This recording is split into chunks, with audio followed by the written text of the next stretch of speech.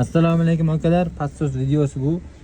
Ko'pchiligiga manfaatli video bo'ladi. Men bu yoqda orqasini, mana bu tunikasini yechsalaringiz, tunikasini yechgandan keyin qo'yish oson bo'ladi. Bu Damas'da ham passosni almashtirib berdi va kiygan ekan.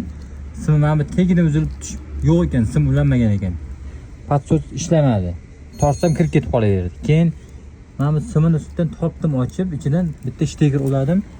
Passos datchigi joyida bor ekan, lekin mana bu passos datchik bo'ladi. Hozir men joyiga tiqqanimni ko'rasizlar.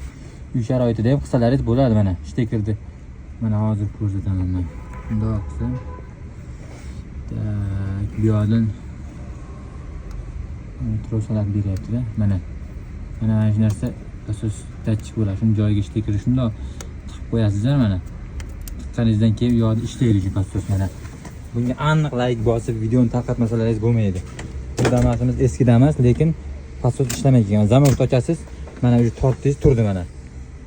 Mana shunaqa kirib ketayotgandi-da bu. Tortingiz turdi. Qizigandan keyin o'zi avtomatik tashlaydi.